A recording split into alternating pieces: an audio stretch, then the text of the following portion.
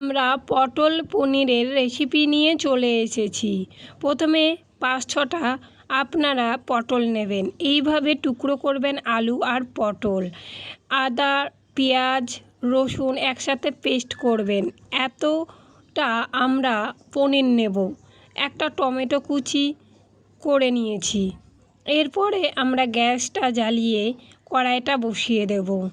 বসানোর পরে পরিমাণ মতন আমরা তেল ঢেলে দেব। তেলটা সামান্য গরম হলেই এরপর কড়াইয়ের মধ্যে পনিরগুলো দিয়ে দেব। পনিরটাকে খুব ভালো করে নাড়াচাড়া করে আমরা ফ্রাই করব। তারপরে একটু হলুদ গুঁড়ো দিয়ে দেব। তারপরে একটু নেড়ে নেব। তারপরে সামান্য একটু পরিমাণ মতো নুন দিয়ে দেব, যাতে খুব ভালোভাবে ফ্রাইটা হয়।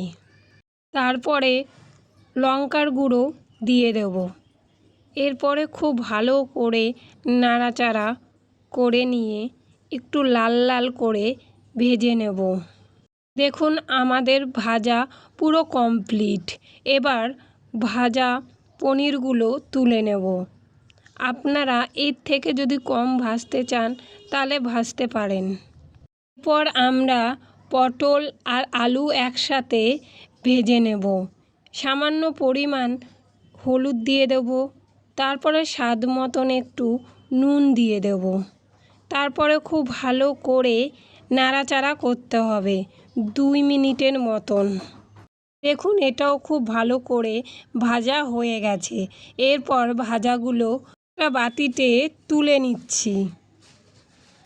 দেখুন এইভাবে দুটো উপকরণ ভেজে নেবেন, পনির আর পটল আলু। এরপরে তেলের মধ্যে গোটা জিরে কিছুটা দিয়ে দেব। এরপর আমরা 2টো তেজপাতা আর 2টো শুকনো লঙ্কা তেলের মধ্যে দিয়ে দেব। তারপরে খুব ভালো করে নাড়াচাড়া করে ভেজে নেব।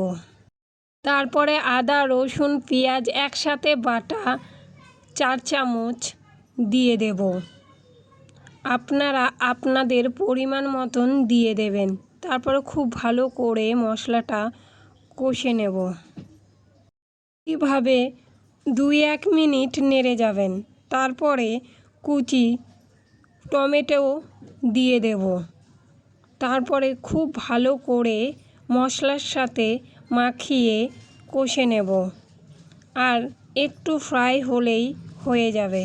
এরপর 1/2 চামচ নুন দিয়ে দেব। তারপরে 1/2 চামচ হলুদ গুঁড়ো দিয়ে দেব। এরপর 1/2 চামচ ধনে গুঁড়ো দিয়ে দেব।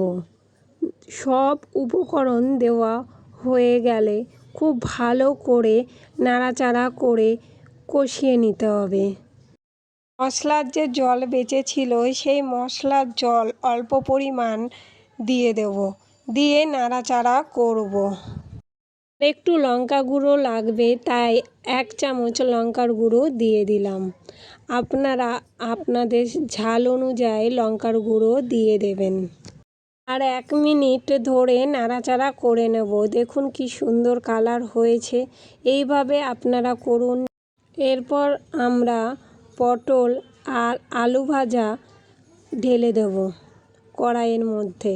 এরপরে মশলার সঙ্গে পটল আর আলু একসাথে মিশিয়ে নিয়ে একটু ভাজা ভাজা করে নেব। দেখুন ভাজা প্রায় হয়েই গেছে। কড়াইয়ের মধ্যে লেগে লেগে যাচ্ছে। এরপর আমরা পনিরগুলো কড়াইয়ের মধ্যে ঢেলে দেব। ঢেলে আবার একসাথে নাড়াচাড়া করব সব উপকরণগুলো।